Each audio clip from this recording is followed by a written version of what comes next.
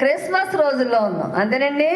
కాబట్టి మన ప్రసంగం ఏంటంటే క్రిస్మస్సే. మన ప్రసంగం ఏంటి? Christmas Christmas Christmas.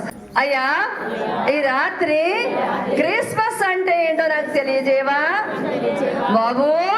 ఈ రాత్రి క్రిస్మస్ అంటే ఏంటో నాకు తెలియజేయవా నాయనా? ఈ రాత్రి క్రిస్మస్ అంటే ఏంటో నాకు తెలియజేయ్యా. హల్లెలూయా. విజన్ అంతా ఈరోజు మీరు ప్రసంగం వైపే పెట్టాలి, నిద్రపోకూడదు. క్రిస్మసే కదా, ఎన్నిసార్లు నెల అంతా ఎన్నిసాం. ఫస్ట్ వన్, అందరూ వింటున్నారు కదండి? అందరూ వింటున్నారు కదా? క్రిస్మస్ అంటే ఏమిటి? ఫస్ట్ ప్రశ్న, జవాబు తర్వాత చెప్తారు కానీ అండి. సెకండ్ క్వశ్చన్, మతం అంటే ఏమిటి? థర్డ్ క్వశ్చన్, అవతారం అంటే ఏమిటి? ఫోర్త్ క్వశ్చన్, ఆరాధన అంటే ఏమిటి? ఫిఫ్త్ వన్, విగ్రహారాధన అంటే ఏమిటి? అమ్మా, మళ్ళీ అడుగుతున్నాను, క్రిస్మస్ అంటే ఏమిటి? మతం అంటే ఏమిటి? అవతారం అంటే ఏంటి? ఆరాధన అంటే ఏమిటి? విగ్రహారాధన. ఈరోజు 5 ప్రశ్నలకి మీరు ఆలోచించారు ప్రసంగం అవుతుండగా. నేను మిమ్మల్ని ఏమి ఇబ్బంది పెట్టను, కానీ మీరు అనుకున్నది రైటో రాంగో మీకు తెలియబోతుంది అంతే. అర్థమైంది? ఎవరిని ఇబ్బంది పెట్టను. అయితే క్రిస్మస్కి వద్దాం. నెల అంతా చేసేసాం, 6 మైళ్ళు నడిచేసాం. నేనైతే వీడియోలు తీస్తా నడిచేసాను, ఎందుకంటే మరి ఛానల్ బయటకు వెళ్ళిపోవాలి. అంతేనా? నా స్వార్థం నాది, అంతేనా? మరి లోకీయులు నా స్వార్థం నాకు కావాలి, అంతేనా? పరుగులు ఆడితే వీడియోలు తీసేసాను, మీరు ఉత్తరే నడిచారు, నేను వీడియో తీస్తా నడిచాను. మరి నేను ఎక్కువ అంటాను, కానీ మన పిల్లల్ని అన్ని క్రాస్ చేసేస్తున్నారండి మన బుడ్డగాళ్ళు అందరూ. అర్థమైందండి? అలా ఏంటంటే అలా ఇంటి నడిచేసాం మనం. 6 కిలోమీటర్లు 5 కిలోమీటర్లు తెగ నడిచేసాం. మన గురువు గారు అలా నడుస్తుంటే ఆయన ఉప్పొంగం అమ్మో ఆయన అలా ఆ రోజునైతే ఆయన మొఖం చూస్తే వీళ్ళందరూ నడుస్తుంటే ఆయన ఏం పొంగిపోయారో, పాలు పొంగిపోయినట్టు పొంగిపోయారు. ఆయన పొంగించేస్తాం ఆ క్షణం, మళ్ళీ నీళ్ళెత్తి ఆరిపేసినట్టు ఆరిపేస్తాం. అర్థమైందా? అది మనకున్న టాలెంట్ అది. సరే అండి, అవన్నీ ఎందుకులే అండి. క్రిస్మస్ అంటే ఏమిటి? ఇంగ్లీష్లో అక్కడ రాశారు కదండి, ఆత్మని ఆరాధించడమే క్రిస్మస్. ఆత్మనే ఆరాధించడమే క్రిస్మస్. ఓకే, అక్కడ అలా రాశారు. ఓకే, సరే. క్రిస్మస్ అంటే Chris plus mass, MAS mass అంటే ఆరాధన. Chris plus mass. Okay, well and good. అయితే ఎంతవరకు మనం క్రీస్తు ఆరాధకులుగా ఉన్నాం అనే ఒక ప్రశ్న వేసుకోవాలి.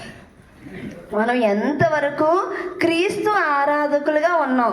క్రిస్ ప్లస్ మాస్ అంటే క్రిస్మస్, క్రీస్తు ఆరాధన. దాని అర్థం ఏంటంటే అండి, క్రిస్మస్ అంటే క్రీస్తు ఆరాధన. సరిగ్గా క్రిస్మస్ అంటే క్రీస్తు ఆరాధన. ఒక మాటలో చెప్పాలంటే క్రీస్తు ఆరాధన. ఆరాధన అంటే అండి ప్రార్థన కన్నా మిన్న. మీరు ప్రసంగం ఏంటైనా 5 ప్రశ్నలు వేసింది, అమ్మో 5 ప్రశ్నలకి అసలు క్లారిఫికేషన్ ఇస్తుందా లేదా అని గురువు గారు ఆలోచించుకోవాలండి అమ్మ. అయితే క్రిస్మస్ అంటే క్రీస్తు ఆరాధన అనుకున్నాం. క్రిస్ ప్లస్ మాస్, క్రిస్మస్ ఒకేది ఎవరన్నా చెప్పేస్తారు, పెద్ద కష్టమేం కాదు. అయితే ఈ ఆరాధన అంటండి ప్రార్థన కన్నా మిన్న. ఎందుకు ప్రార్థన కన్నా మిన్న? ప్రార్థనలో అవసరతలు ఉంటాయి. అయ్యా నాకు ఈ అక్కరుంది, బాబు నేను ఈ బాధతో ఉన్నాను, అయ్యా నేను ఈ బాధతో ఉన్నాను, నా అక్కర్లు తీర్చవా అని ప్రార్థన ఉంటుంది. ఆ ప్రార్థన కన్నా మిన్న ఆరాధన. ఆ ప్రార్థన కన్నా మిన్నేంటి? ఆరాధన. మళ్ళీ ఆరాధన అంట కృతజ్ఞత కన్నా మిన్నంట. ఆరాధన ఏంటమ్మా? కృతజ్ఞత కన్నా మిన్న. కృతజ్ఞతలో అయ్యా నా గర్భం పండించావు నీకు స్తోత్రాలయ్యా, అయ్యా నాకు ఇల్లునిచ్చావు నీకు స్తోత్రాలయ్యా, అయ్యా నా బిడ్డలు దీవించావు నీకు స్తోత్రాలయ్యా, అయ్యా నాకు లోగళ్ళు ఇచ్చావు నీకు స్తోత్రాలయ్యా అని కృతజ్ఞతలో మేళ్ళు ఉంటాయి. ఆ ప్రార్థనలో ఏముంటాయమ్మా? అవసరతలు ఉంటాయి. కృతజ్ఞతలో ఏముంటాయమ్మా? మేలులు ఉంటాయి. అంటే ఆరాధన ప్రార్థన కన్నా మిన్న, కృతజ్ఞత కన్నా మిన్న. మరి మనం అలాంటి ఆరాధన చేస్తున్నామా? దేవుడి నమ్మకిన 30 ఏళ్ళు అయిందా, 20 ఏళ్ళు అయిందా? అలాంటి ఆరాధన నువ్వు చవి చూసావా? అటువంటి ఆరాధన చూస్తే నీ ఆత్మకి తృప్తి వస్తుంది. అప్పుడు నీ ఆత్మకి తృప్తి కాదు, నీ ఆత్మలో కొలువు ఉన్న పరిశుద్ధ ఆత్ముడు సాటిస్ఫై అవుతున్నాడు. అర్థమైందా? అలా అంటే ప్రాణాత్మ దేహాలను ఆయనకు దాసోహం చేసి అర్పణ ఇవ్వడమే ఆరాధన. ప్రాణాత్మ దేహాలను దాసోహం చేసి, రికార్డ్ డ్యాన్స్లు కదమ్మోయ్, గంతులేయడం కదమ్మోయ్, ఆరాధన అలా చేసేస్తున్నారు సంఘాలు. ఆరాధన అంటే ఏంటమ్మా? ప్రాణాత్మ దేహములను ఆయనకు దాసోహం చేసి అర్పణ ఇవ్వడం ఆరాధన. దశంభాగం ఇవ్వడం ఆరాధన కాదు, ప్రథమ ఫలాలు ఇవ్వడం ఆరాధన కదా. అవన్నీ తర్వాత విషయం. వెళ్ళనుకోడు.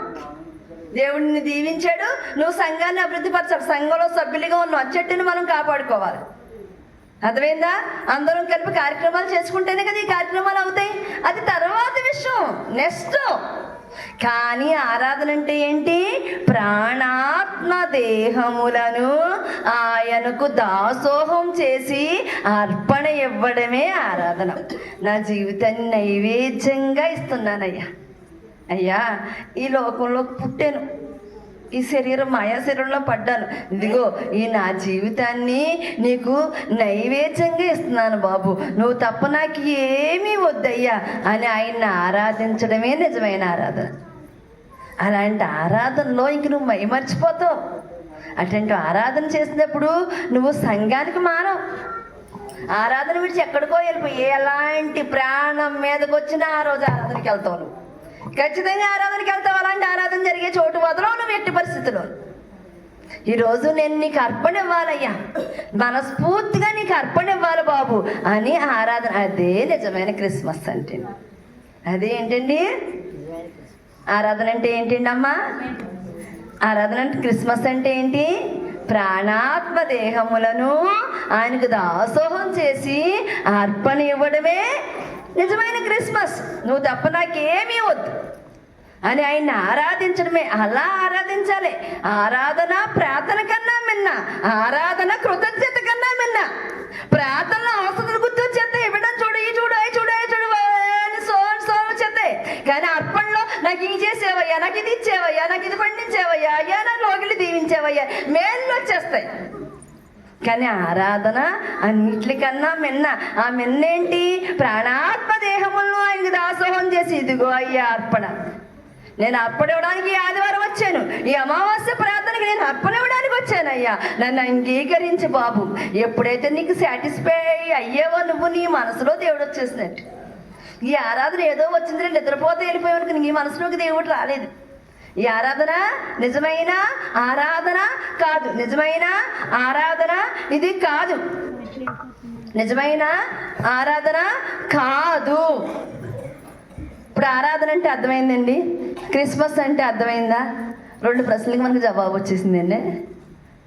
ప్రశ్నలు 5 ప్రశ్నలు ఏంటండి? క్రిస్మస్ అంటే ఏంటి? మతం అంటే ఏంటి? అవతారం అంటే ఏంటి? ఆరాధన అంటే ఏంటి? విగ్రహారాధన అంటే ఏంటి అండి? అయితే ఇప్పుడు ఆరాధన, క్రిస్మస్ అంటే ఆరాధన అంటే తెలుసుకున్నాం కదా. మళ్ళీ ఆరాధనకు ఇంకొక క్లారిఫికేషన్ ఇస్తాను నేను. ఆరాధన అంటే ఏంటి, విగ్రహారాధన అంటే ఏమిటి? టీచర్ లెసన్ చెప్పేటప్పుడు అంటే అండి చెప్పుకుంటా వెళ్ళిపోయారు అనుకో. లక్ష్మీ టీచర్ అర్థమవుతుందండి మీకు? మా లక్ష్మీ టీచర్ చిన్నపిల్లలకి చెప్పేవారండి.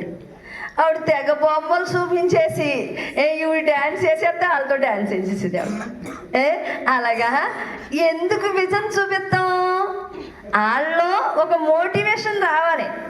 మామూలుగా చెప్పి మామూలుగా రైమ్స్ పాడితే పిల్లలకి అలా నిద్రపోతూ ఉంటారు. అంతేనా? అంతేనా? ఇప్పుడు నేనే ఒక లెసన్ చెప్తున్నాను, మామూలుగా చదువుకుంటా సో అండ్ సో అనేదో వాక్కుంటా వెళ్ళిపోయినానికి ఇంగ్లీష్. భలే విజన్ చూపించాలి. వాళ్ళకి ఏంటి? విజన్ చూపించాలి. అంటే దానికి సంబంధించిన పిక్చర్స్ చూపిస్తూ ఉండాలి అండి. సరిగ్గా వినాలే. ఇప్పుడు ఆరాధన అంటే ఏంటి, విగ్రహారాధన అంటే ఏంటో నేను చెప్తున్నాను. ఏంటి ఈ అన్నయ్య గారి సంఘం ఏంటి, ఈ అన్నయ్య గారు ఏంటి, ఈ ప్రవర్త ఏంటి? ఆరాధన అంటే ఏంటి, విగ్రహారాధన అంటే ఏమిటి? వింటున్నారు కదా అందరూ? నా వర్డ్స్ క్యాచ్ చేస్తున్నారు కదా? మీరు క్యాచ్ చేస్తున్నారా? తమను తాము తెలుసుకున్న దేవుణ్ణి పూజించడమే ఆరాధన. అర్థమవుతుందండి? తమను తాము తెలుసుకున్న దేవుణ్ణి పూజించడమే ఆరాధన. అంటే మనను సృష్టించిన సర్వాంతరయామిని పూజించడమే ఆరాధన. సరిగ్గానే చాలా ఇంపార్టెంట్ పాయింట్లోకి వచ్చేసాం మనం. విగ్రహారాధన అంటే ఏమిటి? తాము అనుకున్న దేవుణ్ణి పూజించడమే విగ్రహారాధన. హల్లెలూయా, హల్లెలూయా. తమను తాము తెలుసుకున్న దేవుణ్ణి పూజించడం ఆరాధన. తాము అనుకున్న దేవుణ్ణి పూజించడం విగ్రహారాధన.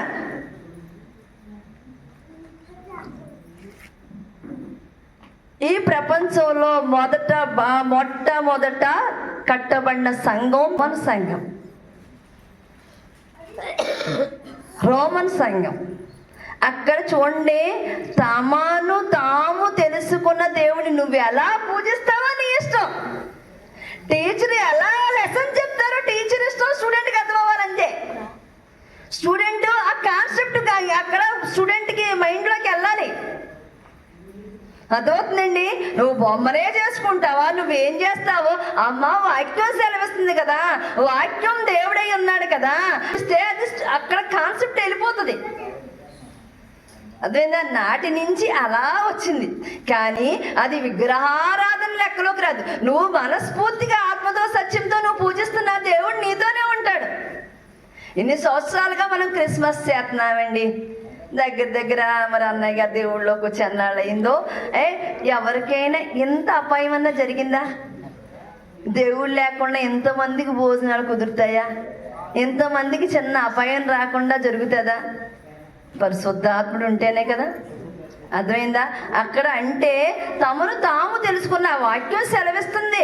కాకపోతే నువ్వు తెలుసుకున్న దేవుణ్ణి నువ్వు ఒక రూపాన్ని ఏర్పాటు చేసుకుంటావా? అక్కడ గ్రంథమే సెలవిస్తుంది, తన స్వరూపమందు ఆనందించేవాడు. అర్థమైందా? అలా స్వరూపమందు ఆనందించావా? నువ్వు ఎలా ఆనందించావు అక్కడ అనవసరం. దేవుడికి నీ మనసును చూస్తాడు అంతే. నీ కల్మషం లేని మనసును చూస్తాడు. అది నీ ఇష్టం, అది నా ఇష్టం. నేను తమను తాము తెలుసుకున్న, నన్ను నేను తెలుసుకున్నాను, దేవుడు ఉన్నాడని ఆ ఆత్మను తెలుసుకున్నాను, నేను పూజిస్తున్నాను. అది ఏ రకంగా పూజిస్తావా నీ ఇష్టం. పేతురు కట్టాడు, అதாவது అనేక సంఘాలు వాక్యం ద్వారా లెగిసి వాక్యం దేవుడై ఉన్నాడు, వాక్యం వాడిగల బాణం. అది నీ ఇష్టం బట్టి ఉంటుంది. కానీ దేవుడు అక్కడ ఏం చూస్తాడండి? నీ ఆత్మను చూస్తాడు. అన్నయ్య గారు రైటా, బాబు రైటా, పరిమళ రైటా, తర్వాత విషయం నెక్స్ట్. అది మీకు అర్థమైందండి అమ్మ నేను చెప్పింది? కొంచెం కష్టంగా ఉంది, అర్థం అవ్వట్లేదండి. మనం అనుకున్న దేవుణ్ణి పూజించట్లేదు, మనం తెలుసుకున్న దేవుణ్ణి పూజిస్తాం. అనుకున్న దేవుడితో పూజిస్తే అది విగ్రహారాధన. అర్థమవుతుందమ్మా? మనం తెలుసుకున్న దేవుణ్ణి పూజిస్తున్నాం, కానీ ఆ దేవుణ్ణి ఇలానే అంగీకరించుకుని పూజించుకుంటున్నాం మనం. సంఘంలో అనేక సంఘాల్లో మరి అనేక అమ్మగారులు అయ్యగారులు భలే విగ్రహారాధన ఒకటే చెయ్యరు, కానీ ఒక స్వరూపాలు ఒకటే పెట్టరు. కానీ అమ్మగారులు అయ్యగారిని తెగాలు పుట్టినరోజులు బీభత్సంగా చేసేస్తారు, వాళ్ళు పెళ్లి రోజులు బీభత్సంగా చేసేస్తారు. ఆ ఛానల్లో బలా వచ్చేది. అది విగ్రహారాధన కాదమ్మా. ఏమ్మా? మేము వాక్యంతో నడుస్తున్నామని చెప్తున్నారు. మరి వాక్యంతో నడిచేటప్పుడు ఆ సర్వాంతర్యామి, ఆ దీపవృక్షం, అక్కడ దీపవృక్షంలో ఆయనే పరిశుద్ధాత్ముడు, ఆయన్నే గనపరచాలి, వేరే వాళ్ళని గనపరచకూడదని ఉంది. మరి వాళ్ళకి ఆ వాక్యం వర్తించదమ్మా? వర్తించదా? అది అర్థం చేసుకోవాలి. మనం గురువుల్ని యాజకుల్ని గౌరవించాలి, వెల్ అండ్ గుడ్. కాకపోతే మరి అప్పుడు ఆ వాక్యం వాళ్ళకు కూడా వర్తిస్తుంది కదా.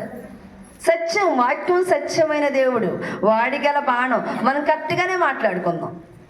అక్కడి గ్రంథం ఏం సెలవిస్తుందంటే, మట్టి బొమ్మనైనా వెండి బంగారమైన బంగారం బొమ్మనైనా నువ్వు పెట్టి విగ్రహం నువ్వు ఇక ఆరాధన చేయకు అని చెప్పింది. అదే వాక్యం స్వరూపమందు ఆనందించు అని చెప్పింది. ప్రతి పదానికి అనేక అర్థాలు ఉంటాయి. ఒకళ్ళు చెప్పిందే నిజం కాదు. అర్థమైందండి? మనం అనేక క్లారిఫికేషన్ కాదే, నేను తెలుసుకున్న దేవుణ్ణి, నేను అనుకున్న దేవుణ్ణి పూజించట్లేదయ్యా. నా తల్లిదండ్రుల నుంచి వచ్చి దేవుడు దేవుడు దేవుడు అని అనుకున్న దేవుణ్ణి పూజించట్లేదు. నేను తెలుసుకున్న దేవుణ్ణి పూజిస్తున్నాను. ఆ తెలుసుకున్న దేవుణ్ణి ఆత్మతోనూ సత్యముతోనూ పూజిస్తున్నాను. నీకు ఏ వేలో ఇష్టమైతే ఆ వేలో వెళ్ళు. పెద్ద ఏం భయం ఏం కాదు, అది పెద్ద నష్టమేం కాదు. నువ్వు ఈ మందసమే పెట్టుకోవాలి, నువ్వు ఈ వారస్వామినే పెట్టుకోవాలి, ఏమీ లేదు. అది నీ ఇష్టం, అది నీ ఇష్టం. అర్థమవుతుందా? అలా మనం ఆరాధించాలి. ఆత్మతోనూ సత్యముతోనూ ఆరాధించాలి. మన ప్రశ్నలు ఏంటండి? క్రిస్మస్ అంటే ఏంటి? మతం అంటే ఏమిటి? అవతారం అంటే ఏమిటి? ఆరాధన అంటే ఏమిటి? విగ్రహారాధన అంటే ఏమిటి?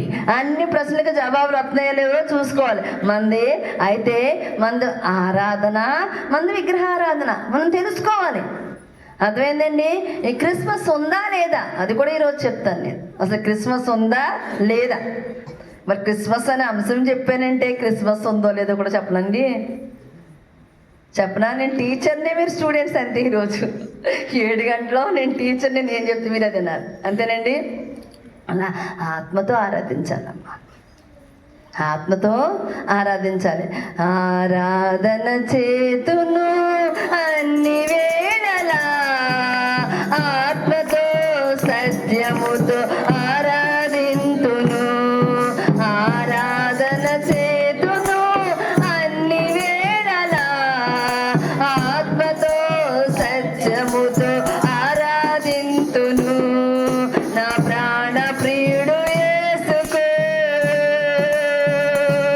నన్ను కన్న తండ్రి యేసుకు, నా ప్రాణ ప్రియుడు యేసుకు, నన్ను కన్న తండ్రి యేసుకు. ఆరాధన చేతును అన్ని వేళలా, ఆత్మతో సత్యముతో ఆరాధింతును. నా ప్రాణ ప్రియుడు యేసుకు, నన్ను కన్న తండ్రి యేసుకు. స్తుతి స్తుతి స్తుతి స్తుతి ఆరాధన. హల్లెలూయా హల్లెలూయా ఆరాధన. స్తుతి స్తుతి స్తుతి స్తుతి ఆరాధన. హల్లెలూయా హల్లెలూయా ఆరాధన. ఆరాధన ఆరాధన ఆరాధన ఆరాధన ఆరాధన ఆరాధన ఆరాధన ఆరాధన ఆరాధన చేతును అన్ని వేళలా, ఆత్మతో సత్యముతో ఆరాధింతు. హల్లెలూయా హల్లెలూయా. సరిగ్గా వినాలండి. మతం అంటే ఏమిటి? ఎవరన్నా చెప్తారండి మతం అంటే ఏంటో? క్రిస్మస్ అంటే ఏంటో అంటే చెప్పేస్తారేమో. మీరన్నీ నేనేం అడగలేదండి బాబు. నెల నుంచి క్రిస్మస్ చేశాను. నిజంగా అడగవలసింది ఏం చెప్తారో. మతం అంటే ఏమిటి? మతం అంటే ఏమిటి? ఏంటి సిని గారు మతం అంటే? మా అన్నవరం గారు చెప్తారండి. మా అన్నవరం గారు మధ్యాహ్నమే మా ఇంటికి వచ్చి చెప్పేశారండి, నాకు గొంతు పోలేదు, ఈరోజు నా పని అయిపోయింది. అయ్య బాబు, మా ప్రేమ వచ్చి, ఆంటీ నా గొంతు పోలేదంటే ఈరోజు ఆన్లైన్ ఎలా జరుగుతుందా అనుకున్నాను. దేవుడు నడిపించేస్తాడు. హల్లెలూయా హల్లెలూయా. మతం అంటే ఏమిటి? అందరూ మతంలోకి దిగిపోయాం. మతం అంటే అభిప్రాయం. మతం అంటే ఏంటండి?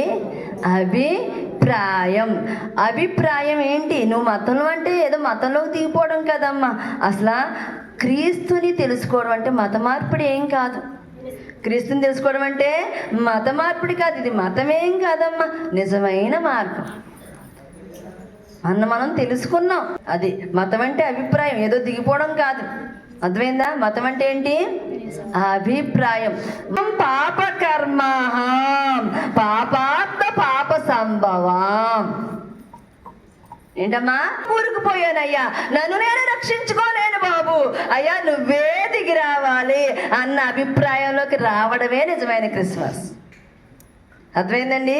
పాపోహం పాపకర్మాహం ఆ పాపాత్మ పాప సంభవం. అయ్యా పాపంలో కూరుకుపోయాను బాబు, నన్ను నేను రక్షించుకోలేను, నువ్వు దిగొచ్చి నన్ను రక్షించాలి బాబు, నువ్వు దిగొచ్చి నన్ను రక్షించాలి అనడమే క్రిస్మస్ అమ్మ. అదే నిజమైన క్రిస్మస్. అర్థమైందండి? అదేంటి నిజమైన క్రిస్మస్ అమ్మ. పాపగోతిలో పడి ఉన్నాను, లేవనెత్తుమా నన్ను శుద్ధి చేయుమా. పాపగోతిలో పడి ఉన్నాను, లేవనెత్తుమా నన్ను శుద్ధి చేయుమా. కరుణించుమా యేసు కాపాడుమా, కరుణించుమా యేసు కాపాడుమా. నీ తట్టు కనులెత్తి ఉన్నాను, నేను నీ తట్టు కనులెత్తి ఉన్నాను. ఆకాశమందున్న ఆసీనుడా, ఆకాశమందున్న ఆసీనుడా, నీ తట్టు కనులెత్తి ఉన్నాము, మేము నీ తట్టు కనులెత్తి ఉన్నాము. హల్లెలూయా. ఈ పాపంలో నన్ను నేను రక్షించుకోలేనయ్యా, అయ్యా నన్ను రక్షించవా బాబు అని అడగడమే నిజమైన క్రిస్మస్ అంటాం. అదే అభిప్రాయం. అభిప్రాయానికి వచ్చాం. మనం ఏ మతంలోకి దిగిపోలేదు, నిజమైన మార్గంలోకి వచ్చాం. అయితే ఇంకోటి ఏంటమ్మా, అవతారం అంటే ఏమిటి? అవతారం లేఖనాలు కూడా చూపిస్తానండి, ఈ కంగారు పడకండి. అవతారం అంటే ఏమిటి? అవ ప్లస్ తారం, అవతారం. అవ అంటే కిందకి, తారం అంటే పైకి. సరిగ్గానాలి. అవతారం కోసం చెప్తున్నానండి. అవ అంటే కిందకి, తారం అంటే పైకి. తారం అంటే పైకి, అవరోహణం అంటే కిందకి రావడం. అర్థమైందండి? ఆరోహణం అంటే పైకి వెళ్ళడం, అది తెలుసు కదండి. అవరోహణం అంటే కిందకి రావడం. ఆయన మానవ అవతారం ఎత్తాడు, హల్లెలూయా, కిందకు వచ్చాడు, హల్లెలూయా. ఆరోహణం అంటే పైకి పునరుద్ధారుడు అయ్యాడు. ఆరోహణం అంటే ఏంటండి? పైకి పునరుద్ధారుడు అయ్యాడు. మరి ఏంటమ్మా ఈ అవతారాలు ఆ అవతారాలని అవతారాలు అంటారు? అవతారం అంటే నిజమైన అర్థం ఇది. అవతారం అంటే ఏంటి? ఈ నిజమైన అర్థం. ఈ అవతవా అంటే కిందకి, తారం అంటే పైకి, అవరోహణం అంటే కిందకి రావడం. మానవుడిగా వచ్చాడు కిందకి, అది అవరోహణం. అక్కడ పునరుద్ధారుడు అయ్యాడు, అది ఆరోహణం. అది అవతారం అంటే సరైన మీనింగ్ అదండి అయ్యా. అయ్యో అవతారం అంటావేంటి పరిమళ? మనం అవతారం ఏంటి? మనం క్రీస్తు అవతారమేనా మీద. అర్థమైందండి? అది అవతారం అంటే. అయితే క్రిస్మస్ అంటే అనంతుడైన దేవుడు అత్యున్నత స్థానం నుండి కిందకి వచ్చి మన పైకి తీసుకెళ్ళడమే క్రిస్మస్. అదే అవతారం. అనంతుడైన దేవుడు అక్కడ అత్యున్నత స్థానం నుంచి కిందకు వచ్చి మన పైకి తీసుకెళ్ళడమే క్రిస్మస్. అదే అవతారం. అదే దైవ కుమారుడు మానవుడిగా మారడమే క్రిస్మస్. దైవ కుమారుడు మానవుడిగా మారడమే క్రిస్మస్. దేవ స్తోత్ర గానములపై దివ్య స్థలములో దేవవారు గానము దేశ స్థలములో, దేవ స్తోత్ర గానములపై దివ్య స్థలములో, దేవవారు గానము దేశ స్థలములో, దేవలోక పావనులను దీన నరులను మోవా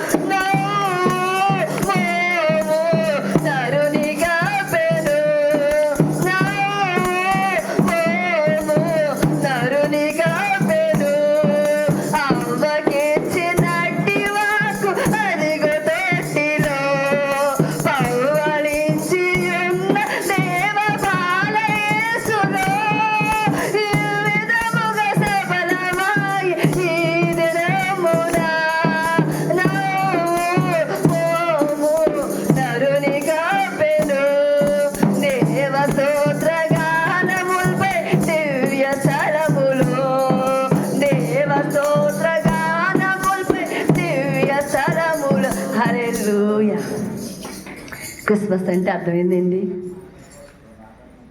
అవతారం అంటే అర్థమైందండి, మతం అంటే అర్థమైందండి, ఆరాధన అంటే అర్థమైందండి, విగ్రహారాధన అంటే అర్థమైందండి. మీ బిడ్డకి చెప్తారా?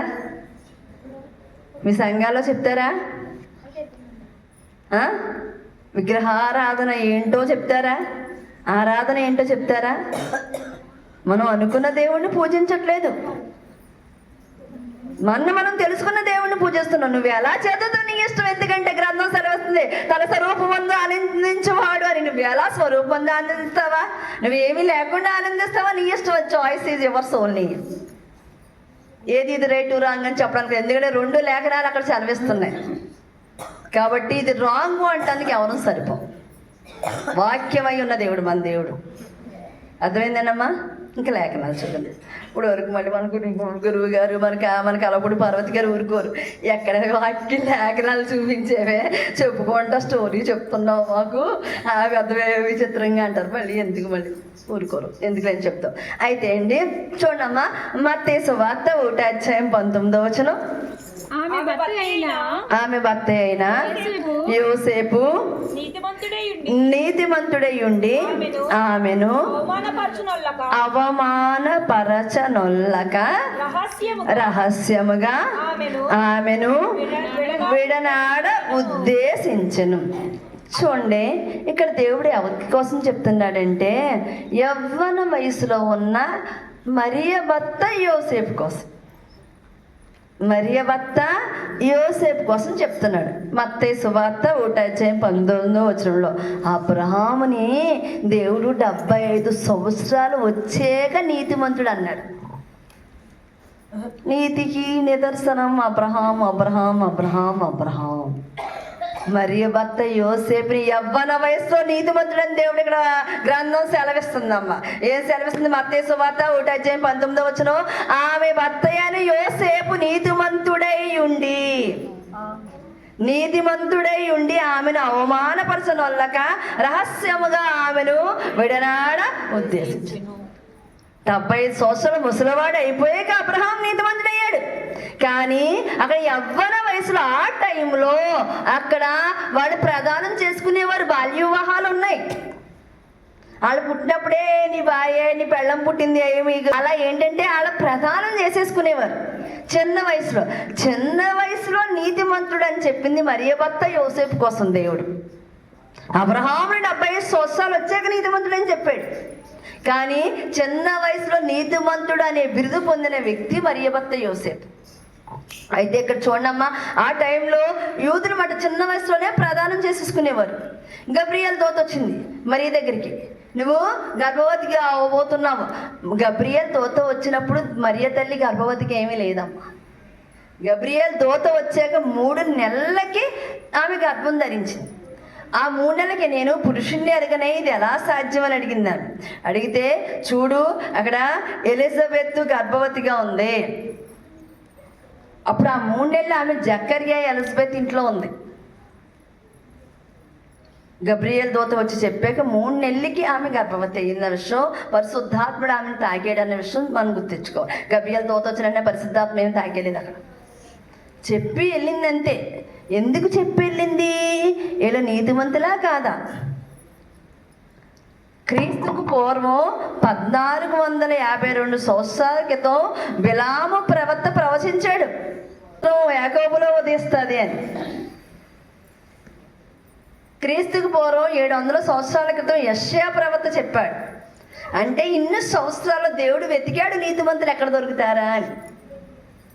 నీతిమంతులు ఎక్కడ దొరుకుతారని దేవుడు వెతికాడని మనం గ్రహించాలి గ్రంథాన్ని బట్టి. అర్థమైందండి? అక్కడ ఆమె గబ్రియల్తో వచ్చినండి ఆమె గర్భం 3 నెలలకి ఆమె గర్భం ధరించిందమ్మా. అప్పుడు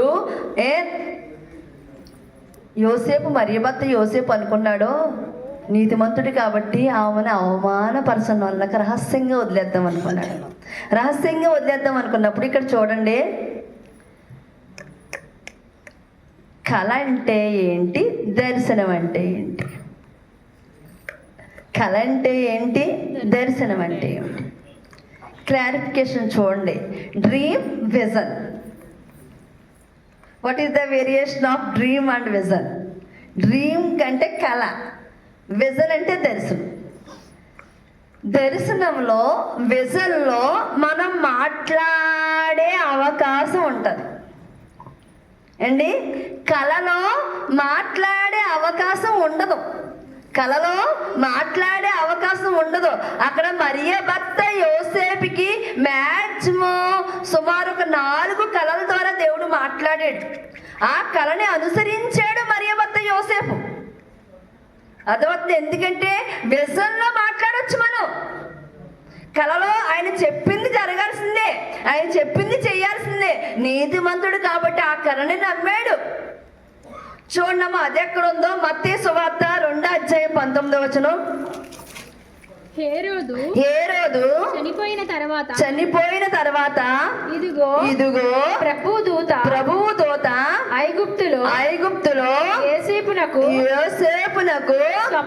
స్వప్నమందు ప్రత్యక్షమై నీవు లేచి శిశువును తల్లిని తోడుకుని ఇజ్రాయేలు దేశమునకు వెళ్ళు. హల్లెలూయా. ఎక్కడమ్మా? ఐగుప్తులో యోసేపునకు స్వప్నమందు, దర్శనమందు కాదు. అలా 4 స్వప్నాలు, 4 కళలు దేవుడు చూపించాడు యోసేపుకి. దేవుడు యోసేపుకి ఏం చూపించాడో అలాగే యోసేపు మారు మాట మాట్లాడకుండా చేశాడు. అదే అక్కడ నీతిమంతుడు అన్న బిరుదు. అర్థమైందండి? అబ్రాహాముకి 75 సంవత్సరాలు వచ్చినప్పుడు నీతిమంతుడు ముసలోడు అయిపోయాడు, జీవితం అయిపోయింది. కానీ ఇక్కడ యోసేపుకి చిన్న వయసులోనే దేవుడు నీతిమంతుడని బిరుదిచ్చాడు. ఎందుకంటే దేవుడు ఏం చెప్పాడో అది. అంటే యెషయా ప్రవక్త ప్రవచించిన ప్రవచనం దాకి 700 సంవత్సరాలు దేవుడు వెయిట్ చేశాడు. నీతిమంతులు ఎవరు దొరుకుతారా అని, పరిశుద్ధులు ఎవరు దొరుకుతారు? అయ్యో మరియా పరిశుద్ధురాలు, యోసేపు నీతిమంతుడు. ఎందుకంటే ఎన్నో నిందలు అనుభవించారు. లోకమంతా నిందలేస్తున్నా యోసేపు మరియను వదలలేదు. ఆ పరిశుద్ధుని కనే వరకు ఆమెను తాకలేదు. లోకరక్షకుడిని ఆమె లోకానికి ఇచ్చే వరకు ఆమెని తాకలేదు. నిందలు భరించాడు, ఆమెని వదలలేదు అన్న విషయం మనం గ్రహించాలమ్మా. పలుకాకి లోకం నిందించిన ఏకాకివై నీవు రోదించిన, పలుకాకి లోకం నిందించిన ఏకాకివై నీవు రోదించిన, అవమాన పర్యాలు ముగిసేనులే, ఆనంద గీతాలు పాడేవులే, నవ్వినోళ్ళంత నీ ముందు తలలు వచ్చేను ఇక ముందు, నవ్వినోళ్ళంత నీ ముందు తలలు వంచేను ఇక ముందు, ఉందిలే నీవేనా ఎందుక వేదన పొందిన యాతన, దేవుడే మరచునా, కన్నుల జారిన కన్నీళ్ళు తడిపెను దేవుని పాదాలు, ఇప్పటి నుండి నీ కళ్ళు చూసును దేవుని కార్యాలు, కన్నుల జారిన కన్నీళ్ళు తడిపెను దేవుని పాదాలు, ఇప్పటి నుండి నీ కళ్ళు చూసును దేవుని కార్యాలు, ఉందిలే నీవేనా ఎందుక వేదన పొందిన యాతన, దేవుడే మరచునా. హల్లెలూయా. అలా ఆ పరిశుద్ధురాల కోసం, ఆ నీతిమంతుడి కోసం దేవుడు వెతికాడమ్మా. ఆ సర్వాంతర్యామి ఈ భోగులోకంలోకి అవతారం ఎత్తడానికి వెతికాడు. ఈ రోజున ఆ శిలువ మరణంతో నిన్ను నన్ను వెతుకుతున్నాడు ఈ ఆత్మను రక్షించడానికి. ఈ ఆత్మ ఆ నరకాగ్నిలోకి వెళ్ళిపోకుండా రక్షించడానికి వెతుకుతున్నాడమ్మా. నాడు వాళ్ళని ఎలా వెతికాడు, ఈరోజు మనల్ని వెతుకుతున్నాడు. మరి నిజమైన క్రిస్మస్ మనం చేస్తున్నామా లేదా? నిజమైన క్రిస్మస్లోకి మనం వచ్చామా? ఒక దైవజనుడు చెప్తున్నారండి, అసలు క్రిస్మస్ అంటే ఏంటి?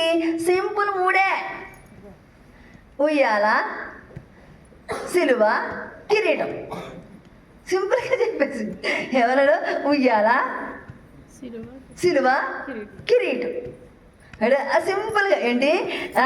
క్రెడల్, అక్కడ క్రాస్, క్రౌన్. ఏం చెప్పండి? క్రెడల్, క్రాస్, క్రౌన్ అన్నాడు, అంతే. ఏంటి ఇవి ఇయ్యాలంటే ద క్రెడల్. ద క్రెడల్ అంటే ఏంటంటే అక్కడ పశువుల తొట్టె. ఆయన ఉయ్యాలిగా ఏం చేసుకున్నాడు? పశువుల తొట్టె. దాన్ని ఇంగ్లీష్లో క్రెడల్ అంటాం. అదే ఆ పశువుల తొట్టి ఆయన జన్మించిన ప్రదేశానికి సాదృశ్యం. ఆయన జన్మించిన ప్రదేశానికి సాదృశ్యం. చూడండి, 2 కొరింథీయులకు రాసిన లేఖ 8వ అధ్యాయం 9వ వచనం.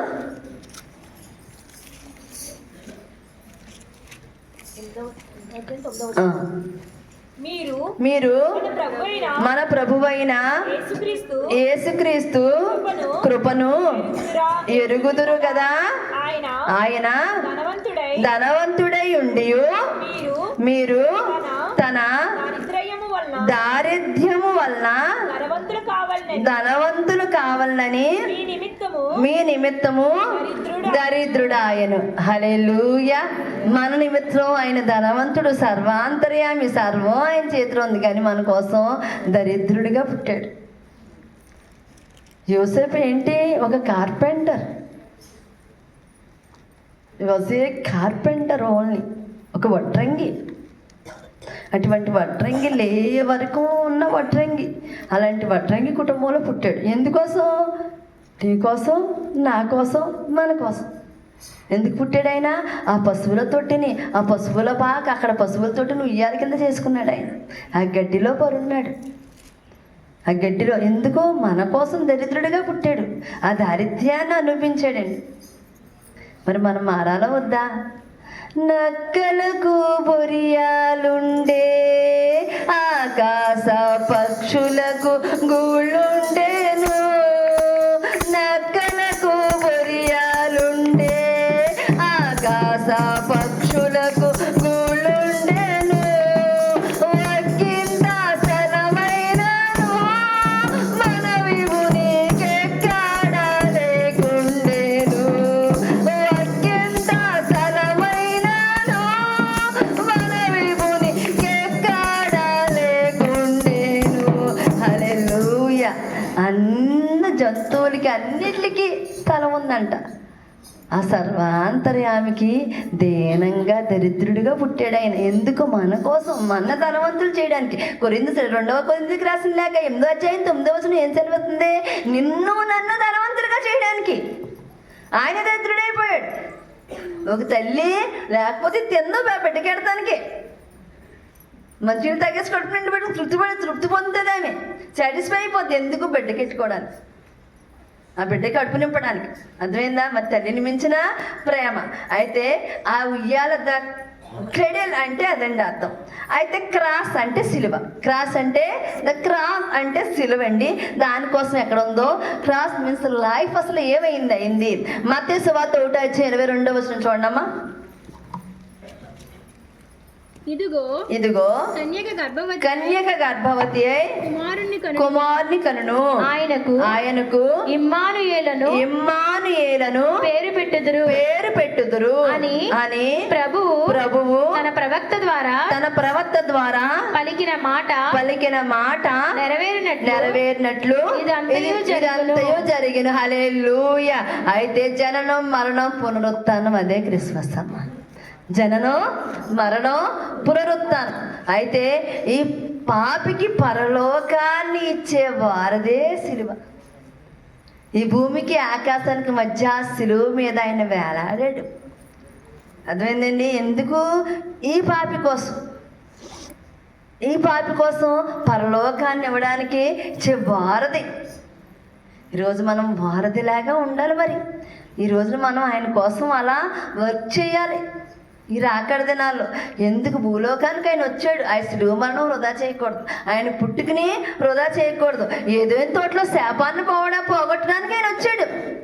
ఏదో తోటలో శాపానుపాతం అయిపోయాం. అయితే ఆ పరలోకనాథుడు తన అద్వితీయ కుమారుడు తన రొమ్మున ఆనుకున్నాడు. వాక్యమై ఉన్న దేవుడు ఆ వాక్యమై ఉన్న రొమ్మును ఆనుకున్నటువంటి వాక్యమైన రొమ్ములో ఉన్నాడు. ఆయన రొమ్ములో అద్వితీయ కుమారుడు రొమ్మున ఆనుకున్న కుమారుడు భూలోకానికి పంపించేశాడు. అర్థమైంది? ఎందుకండి? నీకోసం నా కోసం ఆ శిలువ మరణం ఈ రోజున వృధా అవ్వకూడదు, ఆ పుట్టుక వృధా అవ్వకూడదు, ఆ పునరుత్థానం వృధా అవ్వకూడదు. ఆ పరలోకనాథుడు ఆ పరలోకంలో ఉండి ఆల్రెడీ వచ్చేసాడు, వెళ్ళిపోయాడు. ఆయన ఆత్మనిచ్చి వెళ్ళిపోయాడు. ఈ ఆత్మను వృధా చేసేస్తున్నాం. ఈ ఆత్మనే వృధా చేసేస్తున్నాం. ఈ ఆత్మనే అక్కడ ఆయన రెండవ రాకడ కోసం మనం వినియోగించట్లేదు, వృధా చేసేస్తున్నాం. దురాత్మలాంటి క్రీస్తులంతా తిరుగుతున్నాం, మనుషాత్మంతా తిరుగుతున్నాం. పరిశుద్ధాత్మని మనం చేరుకోలేకపోతున్నాం. ఈ దురాత్మ దగ్గర మనుషాత్మ దగ్గర అంత్యక్రీస్తు దగ్గర ఆగిపోతున్నాం. ఆ పరిశుద్ధాత్మను చేసుకుని మనలో కల్మషం ఉండదు, మనలో కపటం ఉండదు. ఎవరేమంటున్నా పట్టించుకో, ఎందుకంటే నాకు దేవుడు కావాలి. ఏ మాత్రం నేను తేడా చేసిన దేవుడు నన్ను వదిలిపోతాడు బాబోయ్, దేవుడు నన్ను వదిలిపోతాడు అని ఆయన చూస్తే మనం నడిపించే వాళ్ళు కూడా అలాగే నడిపిస్తాం. ఆ కష్టంలో నడిపిస్తాం, ఆ మోకాళ్ళలో నడిపిస్తాం, ఆ కన్నీటి ప్రార్థనలో నడిపిస్తాం. ఎంత కష్టమైన దేవుడు మనల్ని దర్శించాలంటే ఇదే మార్గం. ఎందుకంటే ఆయన భూమికి ఆకాశానికి మధ్య వేలాడాడు. ఆయన గ్రంథం సెలవిస్తుంది, మన బైబిల్ గ్రంథం. ఆయన పడ్డ కష్టం ఎవరో పడరని. ఇంక నీ కష్టం మీద ఎక్కువేం కాదమ్మా, చెయ్యి ప్రార్థన, ఆరాధించి ఆయన్ని. అన్ని ఎత్తాం మన బిడ్డలకి. నీ కొరకే ప్రాణం పెట్టిన ఆ ప్రేమను చూడమ్మా, నిన్ను చూడక ఉండలేని ఆ ప్రేమే నిజమమ్మా. నీ కొరకే ప్రాణం పెట్టిన ఆ ప్రేమను చూడమ్మా, నిన్ను చూడక ఉండలేని ఆ ప్రేమే నిజమమ్మా. అందరూ నిన్ను మరచిన గాని మరవని స్నేహితుడే, కొందరిలాగా మధ్యలో నిన్ను విడవని నీ ప్రియుడే. అందరూ నిన్ను మరచిన గాని మరవని స్నేహితుడే, కొందరిలాగా మధ్యలో నిన్ను విడవని నీ ప్రియుడే.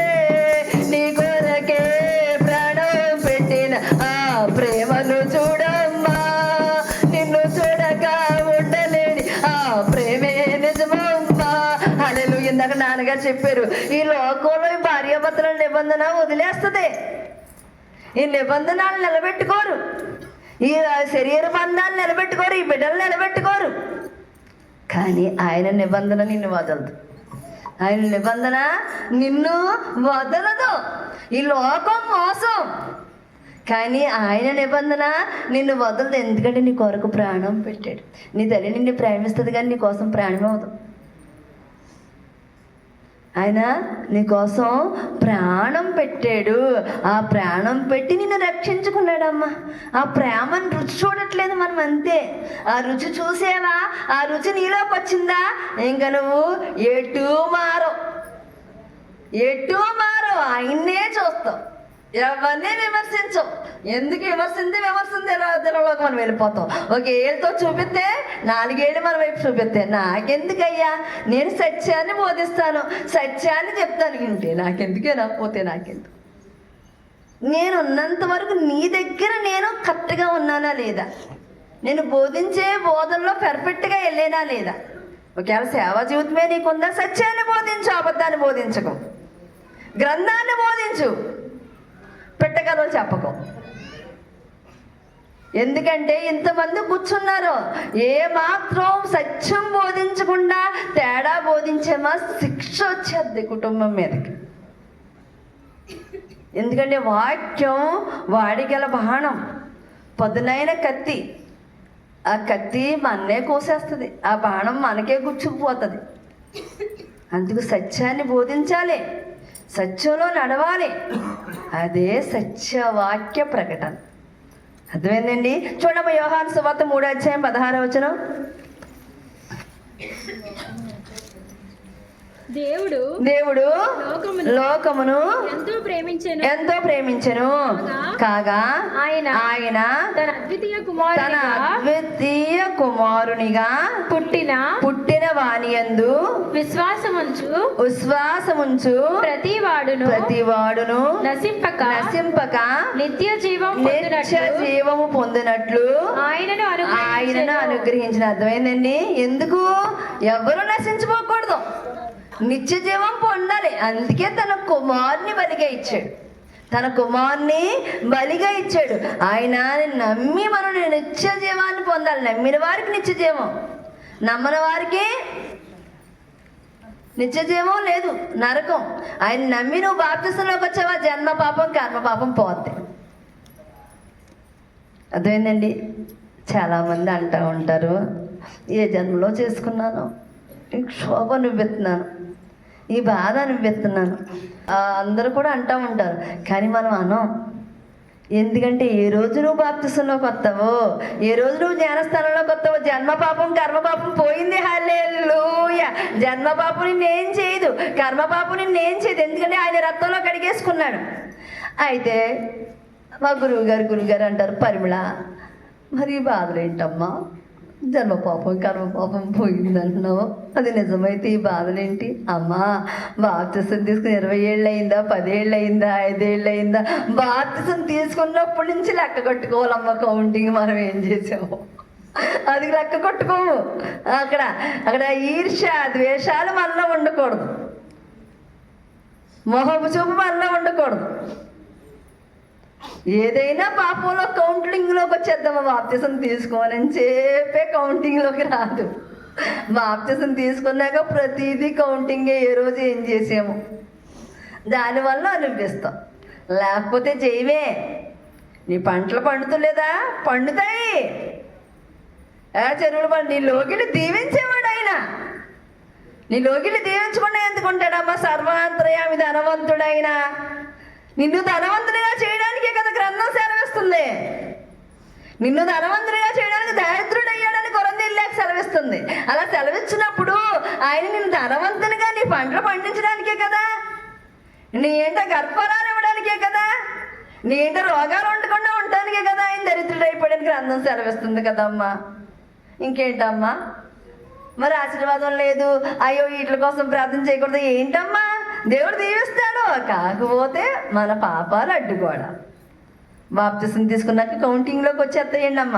ఆ కౌంటింగ్లోకి వస్తామని అనిపిస్తామంతే. అయ్యో దీనివల్ల దానివల్ల బాబు ఇది వల్ల ఏం కాదండి. అలా మాట. ఆయన జీవమై ఉన్న దేవుడు, మాకు జన్మ పాపం కర్మ పాపం పోయి నిత్య జీవాన్ని ఇచ్చాడు ఆయన. మనం ఆ ఆజ్ఞలు మేరకూడదు, ఆజ్ఞలు దాటేమా నిత్య జీవాన్ని కోల్పోతాం. ఆ నిత్య జీవాన్ని అంటే బాప్తిసం ఒకవేళ అనిపిస్తున్నావా, ఈ శ్రమ అనిపిస్తున్నావా, నువ్వు బాప్తిసం తీసుకున్న కాంచి ఒక్కసారి కౌంటింగ్ చేసుకో. అయ్యా అందుకే అమ్మా ఒప్పుకోండి, అమ్మా పాపాలు ఒప్పుకోండి. ఏంటమ్మా పరిమళ జన్మ పాపం కర్మ పాపం పోయింది కదమ్మా, పాపాలు ఒప్పుకోమంటే బాప్తిసం తీసుకున్నప్పటి నుంచి కౌంటింగ్ చేసుకోవాలి. ఒకసారి మనం లెక్క కట్టుకోవాలి, ఏం చేసామో అవి ఒప్పుకోవాలి. ఎందుకంటే ఎప్పుడైతే బాప్తిసం పొందామో జన్మ పాపం కర్మ పాపం కడిగేసుకున్నాం మనం. అయ్యేది అనిపిస్తుందంటే ఇంకెక్కడ నేను ఎక్కడ ఏం చేశాను, మాట ద్వారా చేశాను, ఆ చూపు ద్వారా చేశాను, ఏం చేశాను బాప్తిసం తీసుకున్నా కానీ క్షమాపణ అడగాలి. అప్పుడు సర్వాంతర్యామి కనికరిస్తాడు. జీవం ఇచ్చిన దేవుడు ఆయన. నన్ను కనికరించడా జీవమైన దేవుడైన సర్వాంతర్యామి ఆయన. జీవమునిచ్చిన పరమ పిత నీకే స్తుతి ఆరాధన. రక్తము చిందించి రక్షించిన యేసుక్రీస్తు ఆరాధన. బలపరచినను దృఢపరచు, బలపరచినను దృఢపరచు. పరిశుద్ధాత్మ ఆరాధన, పరిశుద్ధాత్మ ఆరాధన, ఆరాధన, ఆరాధన, ఆరాధన, ఆరాధన. హల్లెలూయా, హల్లెలూయా. కిరీటం. ఆ కిరీటాన్ని ఏమంటామంటే క్రౌన్ అంటాం. ఏమంటామండి? The crown. ఆ కిరీటం ఏంటమ్మా? అదే రెండవ రాకడ. కిరీటం ఏంటమ్మా? అదే రెండవ రాకడ. యోధా గోత్రపు సింహం, అదే రెండవ రాకడ. అప్పుడు క్షమాపణ ఉండదు. అయ్యా నన్ను క్షమించంటే ఏమి అంగీకరించడు ఆయన. సింహం ఎలా ఉంటుందండి? దాని టీవీ దాన్ని తెచ్చి ఎలా ఉంటుంది? అర్థమైందా? యోధా గోత్రపు సింహం అని రెండవ రకంలో వస్తాడు ఆయన. అప్పుడు అయ్యా నన్ను గుర్తించుకో, 20 ఏళ్ళు అయింది, 30 ఏళ్ళు అయింది, ఏమయ్యా రెండవ రకంలో నన్ను ఎత్తవాయి అంటే ఏం కుదరదు. అయ్యా అన్న ఏం పట్టించుకోడు. సింహం టీవీగా వస్తాడు. నువ్వు టీవీగా ఉన్నావా? టీవీగా ఎంతో ఉన్నావా? నువ్వు టీవీగా ఎత్తపడతావు. ఒకవేళ చనిపోయావా? నీ ఆత్మ రెస్ట్లో ఉందా? టీవీగా నీ ఆత్మ ఎత్తపడుతుంది. అక్కడ ఇప్పుడు ఆత్మలో కూర్చోవు, రెస్ట్లో ఉంటాయి. ఆ రెండవ రాకడలో ఎత్తపడుతుంది. చూడమ్మా, ప్రకటన గ్రంథం 19వ అధ్యాయం 12వ వచనం. ఆయన నేత్రములు అగ్నిజ్వాలల వంటివి. ఆయన శిరస్సు మీద అనేక కిరీటములుండెను. రాయబడిన యొక్క నామము ఆయనకు కలదు. అది ఆయనకే గాని మరి ఎవరికి తెలియదు. అర్థమైందండి? అదే ప్రకటన గ్రంథం కూడా అర్థం. ప్రకటన గ్రంథాన్ని వివరించలేం, దాని క్లారిఫికేషన్ చెప్పలేం. ఇక్కడ ఏముంది? ఆయన నేత్రములు అగ్నిజ్వాల వంటివి, ఆయన శిరస్సు మీద అనేక కిరీటములు ఉండెను. రాయబడిన యొక్క నామము ఆయనకు కలదు. రాయబడిన ఒక నామము ఆయనకు కలదు. అది ఆయనకే గాని మరి ఎవరికి తెలియదు. ఎవరికీ తెలియదు. మానవ మాత్రం చెప్పలేము ప్రకటన గ్రంథాన్ని. అందుకే గ్రంథం సెలవిస్తుందమ్మా, రెండవ రాకడలో వాడి గల ఖడ్గంతో వస్తాడు ఆయన. యోధా గోత్రపు సింహం వలె వస్తాడు. వాడి గల ఖడ్గంతో. అదే తీర్పు దినం. అది ఏంటండి అమ్మా? తీర్పు దినం. నమ్మిన వారికి కిరీటం, నమ్మని వారికి అగ్నిగుండం. నమ్మిన వారికి కిరీటం, నమ్మని వారికి అగ్నిగుండం. అందుకే 90 మంది నామకార్థ క్రైస్తవులుగా ఉంటారు, అగ్నిగుండంలోకి వెళ్ళిపోతారు. అప్పుడు ఆ పరలోక తండ్రి త్రియేక దేవుడు. మన దేవుడు ఏమని చెప్పామండి? త్రియేక దేవుడు. త్రిత్వంలో ఏకత్వం. త్రిత్వం అంటే 24 గంటల ప్రజలు అర్థమైందండి? అర్థమైందా? ఆ ఏక దేవుడు, ఆ తండ్రి అక్కడ విలపిస్తూ ఉంటాడు. ఈ ఆత్మ పడిపోతే, అయ్యో ఆత్మనిచ్చిన వెళ్ళానే, దాన్ని దురాత్మలు పాలు చేసేస్తున్నారే, మనుషులు ఆత్మ పాలు చేసేస్తున్నారే, అంత్యక్రీస్తు ఆత్మ పాలు చేసేస్తున్నారే, పరిశుద్ధాత్మని నిలబెట్టలేకపోతున్నారు. నా ఎన్నిక తప్పేమో. నోవాహు దినంలో కోపం వచ్చేసింది. కోపం వచ్చి జలప్రళయం తీసుకొచ్చేసాడు. నా ఎన్నిక తప్పు, వీళ్ళని సృష్టించి తప్పు చేశానని. అలా ఆయన బాధపడతాడు. అలా బాధపడకుండా మనం చెయ్యాలి. అయితే మనం నమ్మిన వారికి కిరీటం, ఆయన కిరీటాన్ని మనం ధరించాలి. నమ్మని వారికి అగ్నిగుండం. ఏ ఆత్మ అగ్నిగుండంలో, ఎంతమంది ఉన్నాం, ఏ కుటుంబం అగ్నిగుండంలోకి వెళ్ళిపోకూడదు. నమ్మాలి. ఈ రోజున నమ్మాలి. రాకడ సమయంలో గడుబోర శబ్దముతో యేసుని చేరుకునే విశ్వాసము నీకుందా? రాకడ సమయంలో గడుబోర శబ్దముతో యేసుని చేరుకునే విశ్వాసము నీకుందా? రావయ్యా యేసయ్యా, వేగమే రావయ్యా, రావయ్యా యేసయ్యా, వేగమే రావయ్యా. ఇంపైన ధూపవేదిక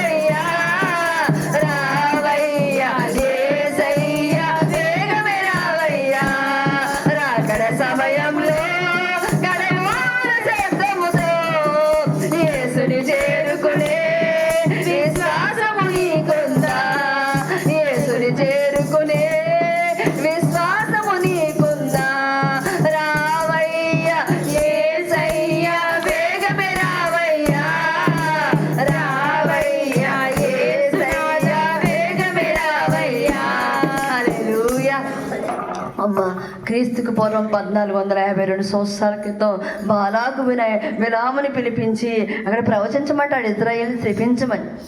కానీ ప్రవక్త నోటంట ప్రవచనం రాంగు రాదు. యాకోబులో నక్షత్రం ఉదయిస్తుందని ప్రవచిస్తాడు బిలాం ప్రవక్త.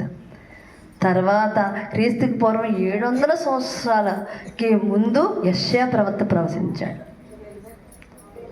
ఆ ప్రవచనాలు ఎన్ని సంవత్సరాలు అక్కడ దేవుడు నీతిమంతులు పరిశుద్ధులు ఎవరా అని వెయిట్ చేస్తా వచ్చాడు. ఆ మరియా యోసేపు వరకు దేవుడికి ఎవరో దొరకలేదని అర్థం అక్కడ. మరి ప్రవచనం వచ్చాక అన్నేళ్ళు ఎందుకు పట్టింది? పరిశుద్ధురాలు దొరకలేదు, నీతిమంతుడు దొరకలేదు. అర్థమైందండి? అదమ్మా క్రిస్మస్ అంటే. మరి నెల్లాళ్ళలో క్రిస్మస్ అంటే ఏం నేర్చుకున్నారో నాకైతే తెలీదు. క్రిస్మస్ అంటే అది. అసలు క్రిస్మస్ పుట్టాడా లేదా, ఎప్పుడు పుట్టాడు అని గ్రంథంలో ఏడమ్మా 25న క్రిస్మస్ చేస్తున్నాం పరిమళ, 25 అని గ్రంథంలో ఎక్కడుందో చూపించు అంటారు. గ్రంథంలో ఎక్కడుందో చూపించు అని. అసలు బైబిల్ అంతా మనం తిరగేసిన క్రీస్తు జన్మదినం తేదీ ఎక్కడ లిఖించి లేదు. అర్థమైందండి? అక్కడ బైబిల్ అంతా ఆయన జన్మించిన తేదీ పుట్టాడని ఉంది, కానీ జన్మించిన స్పష్టమైన ఆధారాలు అయితే అక్కడ ఎక్కడ చరిత్రకారులు చెప్పలేదు. అయితే క్రీస్తు శకం 336లో తొలి క్రైస్తవ రోమన్ చక్రవర్తి అధికారిగా ఉన్నప్పుడు డిసెంబర్ 25న యేసు జన్మదినాన్ని జరుపుకోవాలని నిర్ణయించారు. ఎప్పుడేనమ్మా? క్రీస్తు శకంలో 336లో అక్కడ తొలి క్రైస్తవ రోమన్ చక్రవర్తి ఎవరంటమ్మా? తొలి క్రైస్తవుడు అక్కడ రోమన్ చక్రవర్తిగా వర్క్ చేశాడు. ఆయన డిసెంబర్ 25న క్రీస్తు జన్మదినాన్ని జరుపుకోవాలని ఒక ఆర్డర్ పాస్ చేశాడు ఆయన అధికారిగా ఉన్నప్పుడు. ఆ తర్వాత పోప్ జూలియస్ I దాన్ని ధృవీకరించారు. అదేంటమ్మా? అసలు క్రీస్తు జన్మదినం డిసెంబర్ 25న ఎలా వచ్చింది? అయితే రోమన్ సామ్రాజ్యంలో అప్పటి వరకు ఏళ్ళు ఇలా ప్రకటన చేయకముందు వరకు కూడా రోమన్ సామ్రాజ్యంలో డిసెంబర్ 25న సూర్యుని పుట్టినరోజు జరుపుకునేవారు. డిసెంబర్ 25న ఏం జరుపుకునేవారండి? సూర్యుని పుట్టినరోజు పండుగని లేదా సాటర్డ్ అనే పండుగను జరుపుకునేవారు. ఆ పండగని తొలి రోమన్ చక్రవర్తి అక్కడ క్రీస్తు జన్మదినంగా మార్చాడు. పోప్ జూలియస్ I దాన్ని ధృవీకరించాడు. అప్పటి నుంచి క్రిస్మస్ జరుగుతూ వచ్చింది. అప్పటి నుంచి క్రిస్మస్ డిసెంబర్ 25న జరుగుతూ వచ్చింది. అయితే ఈ క్రైస్తవ్యాన్ని లేదా ప్రచారం చేయడంలో కొంతమంది జన్మదినం ఉందా లేదా, అసలు పుట్టాడా లేదా, పుట్టడం నిజం, కానీ ఎప్పుడు అన్నది లిఖించలేదట.